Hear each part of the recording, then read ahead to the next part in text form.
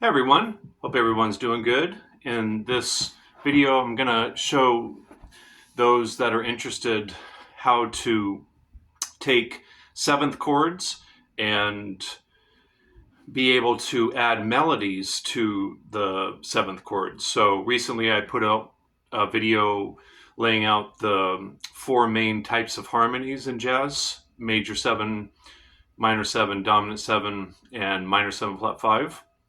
So in this video, I'm going to focus on three of those chord qualities: major seven, dominant seven, and minor seven. And towards the end of the video, I'll lay out a tune using this concept. So the most important parts of seventh chords, four note voicings, are the root, the third, and the seven of the chords to express the chord fully. So let's pick a key. How about the key of G major here? And what we're going to do is we're going to play the root with our second finger, and then the third with our first finger, and our pinky with, and use our pinky for the major seven of the chord here. So we have the root, the third, and the seven. Okay, so some people call these shell voicings, and there's different ways you could finger this. You could, instead of your pinky, use your third finger. And that right there already, it frees up your pinky. By the way, my guitar is desperately in need of a new set of frets. So some of the notes might sound slightly funny, unfortunately. So hopefully in the near future I'll get this done. But so that frees up your pinky right there to, for instance, play this E, right? Or if you finger it like this, it frees up your third finger to play this A right here. So by reducing the chord to just these three notes, and again, sorry, I was going to say, some people call these shell voicings. Reducing the chord down to three notes, then it frees up your fingers to grab some of the melodies. So there's major seven with the root on the A string. Here's dominant seven, so 1, 3, flat seven. And then here's minor seven, 1, flat 3, flat 7. Okay? And in the tune I'm going to show, we're going to actually start with that voicing. So let's do now those same three chords with the root on the low E string. It really doesn't matter what root it is because these shapes are applicable to all the keys. But since in the tune I'm going to share the second chord after G minor 7 is an A dominant chord. So let's do that. So here's A major 7. Okay. And again, there's different ways you can finger it. You could finger it like this. You could finger it like this. And it really just comes down to where the chord is going or where the chord is coming from or what you want to do melodically with it. So it's good to be flexible with the fingering. All right, so here's major 7, the dominant 7. You just take the 7 and flat that. So here's A dominant 7. And then here's A minor 7. And for the A dominant 7, you might want to finger it like this.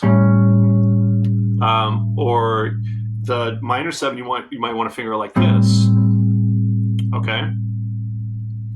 So again, those are called shell voicings. It's the root with what are called the guide tones. The third and the 7 are the guide tones of the chords.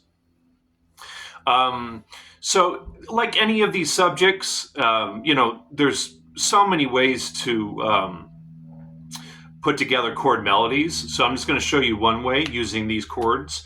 I thought I would pick the tune Blue and Green by Bill Evans. Miles said he wrote it, but Bill Evans wrote it in the kind of blues session.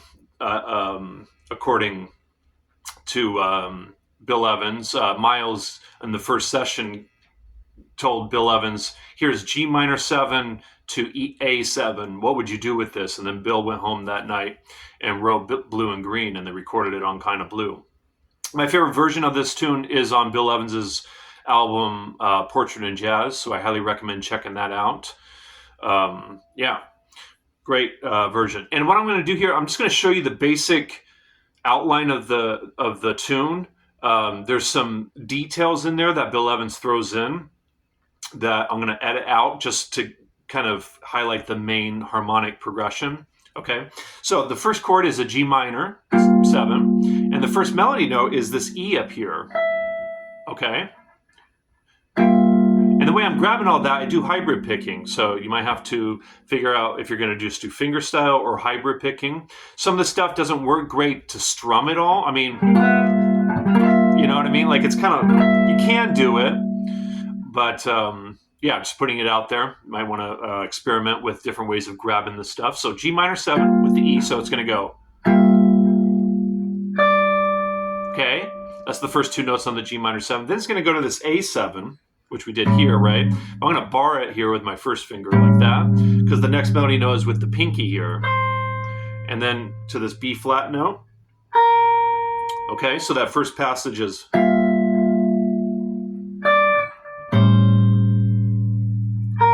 And then it goes to a D minor. And so we're going to do D minor like this, just like the G minor, with that melody note there. All right, so far we have...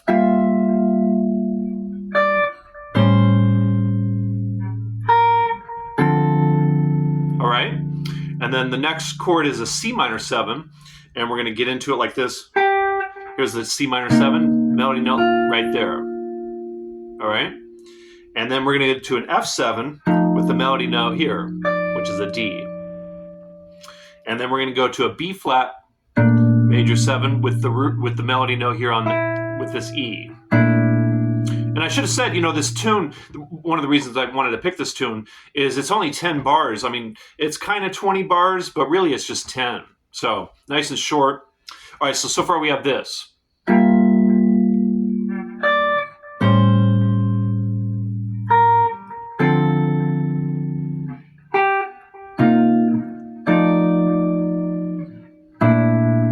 And he does this little,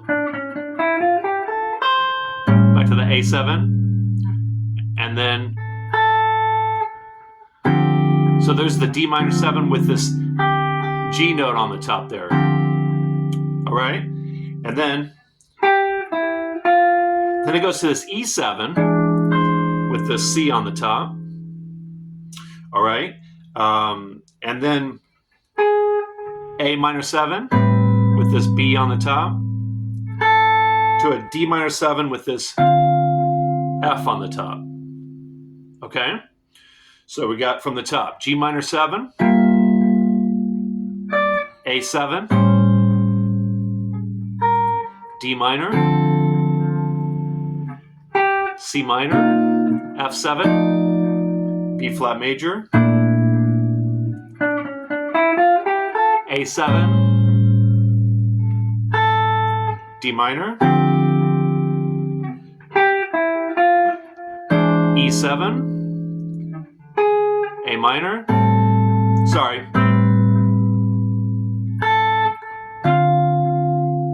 back to the top. Okay, yeah, so Blue and Green, beautiful tune. And it's on Kind of Blue and on Bill Evans's album Portrait in Jazz. And yeah, it's one of my favorite standards.